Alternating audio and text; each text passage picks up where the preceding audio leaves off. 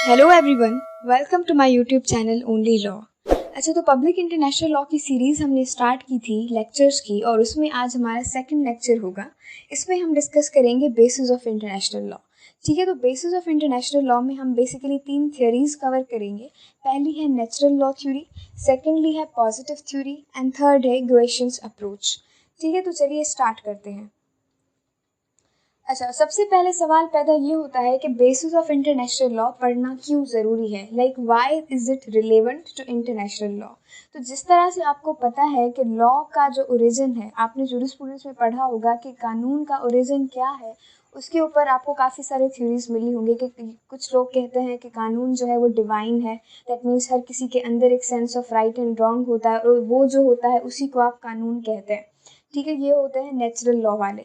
उसके बाद कुछ आ जाते हैं जो कि कहते हैं कि कानून जो है वो वही है जो कि लेजिस्लेचर ने बनाया है, जो कि अपनी पार्लियामेंट ने बनाया है।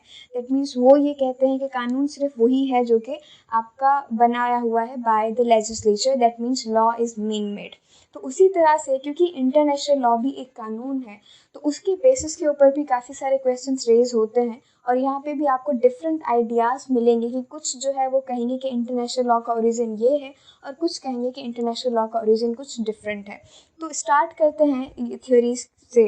तो थ्योरी बेसिकली क्या होती है?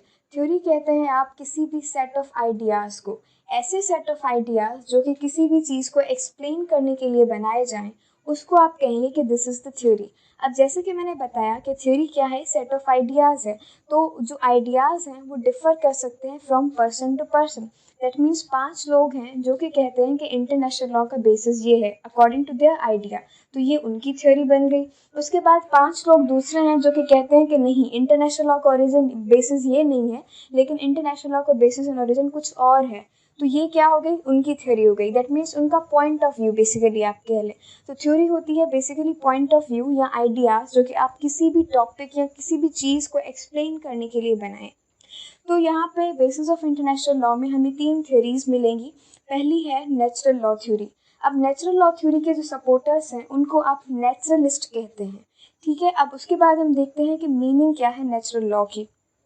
नेचुरल लॉ को बेसिकली हम इस तरह से डिफाइन कर सकते हैं कि it is the set of principles of right and wrong which are inherent in nature of the persons and not created by the society।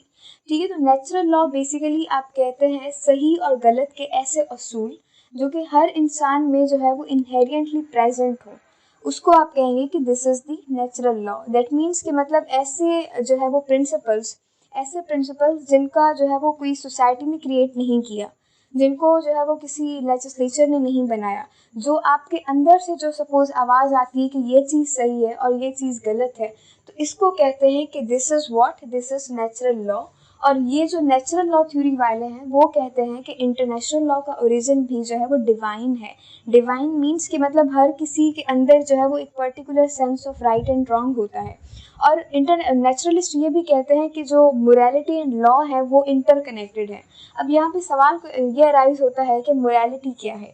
Morality basically आप कहते हैं अपने sense of right and wrong को। ठीक है, अब suppose कर लीजिए आप जो है वो एक पर्टिकुलर प्लेस से जा रहे हैं, और वहाँ पे आपने देखा कि एक पर्टिकुलर बंदा है, उसको जो है वो 4-5 लोग जो है वो मार रहे हैं। तो आपने जैसे ही वो देखा कि उसको जो है वो मार रहे हैं, तो आपको अंदर से जो है एक पर्टिकुलर आवाज़ आएगी कि यार ये तो गलत हो रहा है। तो ये जो आपके अंदर से आवाज़ आई कि दिस इज़ रॉन्ग और दिस इज़ राइट, तो इसको आप कहेंगे कि दिस इज़ दी मोरालिटी। ठीक है, ये जो sense of right and wrong होता है इसको आप कहते हैं कि ये मोरालिटी है। और ये नेचुरल लॉ थ्योरी वाले कहते हैं कि इंटरनेशनल लॉ भी बेसिकली जो है वो मोरालिटी के ऊपर बेस्ड है, क्योंकि हर इंसान के अंदर जो है वो एक particular sense of right and wrong होता है। और जो स्टेट है वो भी क्या है, वो एक कलेक्शन है इंडिविजुअल्स की। तो जो कि आपके रिप्रेजेंटेटिव्स हैं वो भी क्या है, इंसान है। तो उन इंसानों के अंदर भी जो sense of right and wrong है, तो उसी को जो है वो उसी के बेसिस के ऊपर वो अपने इंटरनेशनल रिलेशंस को रेगुलेट करते हैं। That means international law has a divine origin. That means it is naturally and inherently found in each and every human being. उसके बाद इसका एग्जाम्पल आप इस तरह से भी ले सकते हैं कि फॉर इंस्टेंस जो है वो एक पर्टिकुलर पर्सन है, फॉर इंस्टेंस ए जो है वो किसी की डेथ कॉज कर देता है।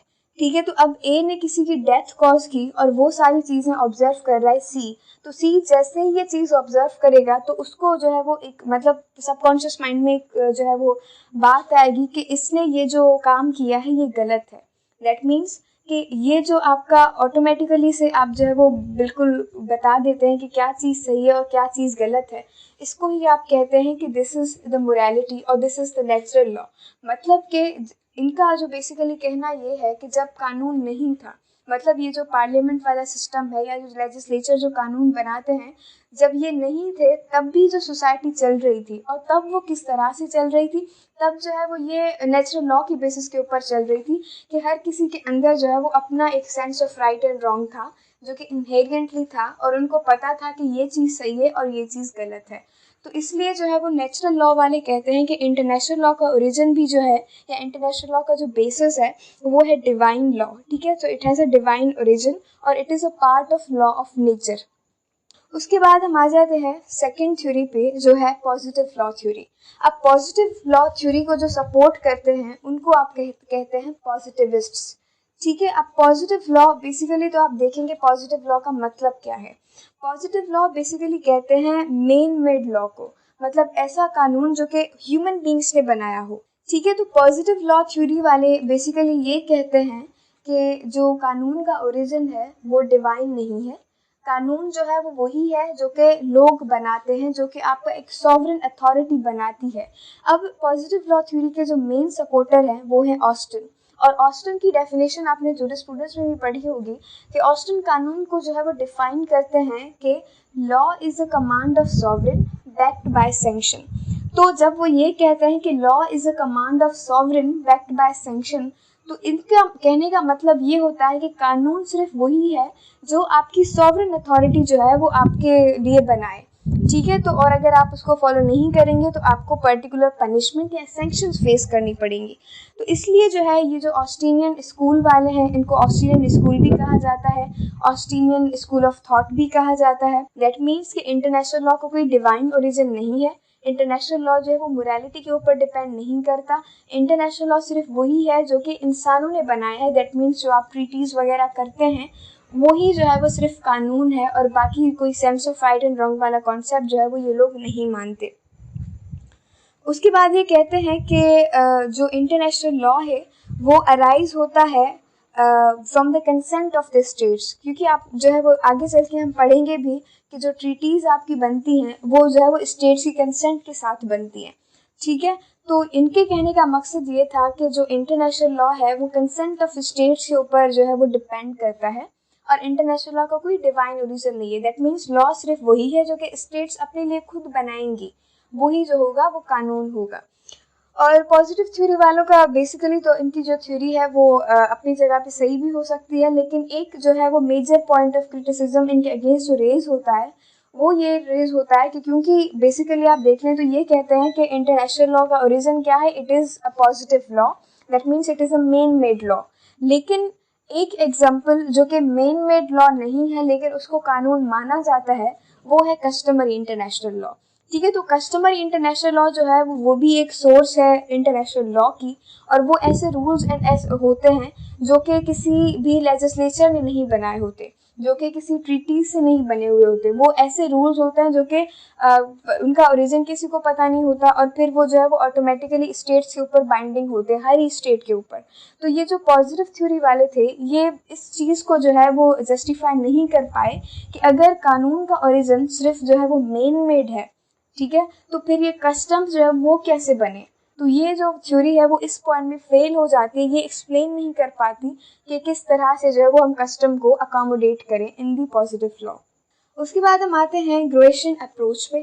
ठीक है, अब ग्रोएशियन अप्रोच बेसिकली इसको इसीलिए कहा जाता है क्योंकि ये जो ग्रोशियस थे जिनको फादर ऑफ इंटरनेशनल लॉ भी कहा जाता है, उन्होंने भी जो है वो सिमिलर अप्रोच रखी थी। अच्छा, तो ग्रोशियस जो है वो एक इंटरमीडिएट अप्रोच लेते हैं। दैट मीन्स ये कहते हैं कि ये जो इंटरनेशनल लॉ की बेसिस है वो डिवाइन लॉ भी है। दैट मीन्स इंटरनेशनल लॉ की जो बेसिस है वो नेचुरल लॉ से भी आती है, लेकिन मेन मेड लॉ से भी आती है। दैट मीन्स कि ये जो दोनों प्रीवियस थ्योरीज हमने पढ़ी थी कि इंटरनेशनल लॉ की बेसिस जो है वो डिवाइन लॉ है, और दूसरी कहती है कि इंटरनेशनल लॉ की बेसिस जो है वो मेन मेड लॉ है, पॉजिटिव लॉ है। तो ये जो है वो उन दोनों अप्रोचेस को साथ लेके चलते हैं। ये एक इंटरमीडिएट अप्रोच रखते हैं कि दोनों थ्योरीज जो है वो सही हैं, और आप किसी भी एक थ्योरी की बेसिस पे इंटरनेशनल लॉ की बेसिस को जस्टिफाई नहीं कर पाएंगे। तो इस वजह से जो है ये बिलीव ये रखते हैं कि इंटरनेशनल लॉ का जो बेसिस है वो सिर्फ नेचुरल लॉ नहीं है, लेकिन पॉजिटिव लॉ भी है। दैट मीन्स ये दोनों को जो है वो साथ लेके चलते हैं। और उसके बाद इन्होंने जो लास्ट पॉइंट दिया था कि जो कंसेंट ऑफ स्टेट है वो अल्दो के सोर्स है, मतलब बेसिस है इंटरनेशनल लॉ की, लेकिन consent is not the sole basis. क्योंकि कंसेंट की जब आप बात करें तो ट्रीटीज़ की हद तक तो ये बात वैलिड रहती है कि वहाँ पे ट्रीटीज़ जो है वो विदाउट कंसेंट ऑफ स्टेट्स नहीं बन पाती। लेकिन कस्टम्स की बात करें तो कस्टम्स जो है वो बाइंडिंग है on every state irrespective of their consent. So इसीलिए ये कहते हैं कि consent is the basis up to certain extent, but it is not the sole basis of the international law. तो ये था आज का हमारा topic regarding the basis of international law. इसमें हमने 3 थ्योरीज कवर की। थ्योरी नंबर 1 जो है नेचुरल लॉ थ्योरी कहती है कि international law has a divine origin. ठीक है, आपका sense of right and wrong inherent होता है in every human being. Second theory है पॉजिटिव लॉ थ्योरी, उनके सपोर्टर हैं ऑस्टिन। ऑस्टिन का कहना है कि जो कानून वही है, इंटरनेशनल लॉ वही है जो कि मेन मेड है। दैट मीन्स इंटरनेशनल लॉ का मोरालिटी के साथ कोई कनेक्शन नहीं है। और थर्ड थ्योरी है ग्रेशियन अप्रोच, और वो कहते हैं कि जो नेचुरल लॉ थ्योरी है और ये जो पॉजिटिव लॉ थ्योरी है वो दोनों ही जो है वो आप अप्लाई करेंगे तो ही आप इंटरनेशनल लॉ की बेसिस को एक्सप्लेन कर पाएंगे। क्योंकि इंटरनेशनल लॉ का बेसिस जो है वो सिर्फ नेचुरल या सिर्फ पॉजिटिव नहीं है, उसमें वो दोनों पॉइंट्स कवर हो जाते हैं। सो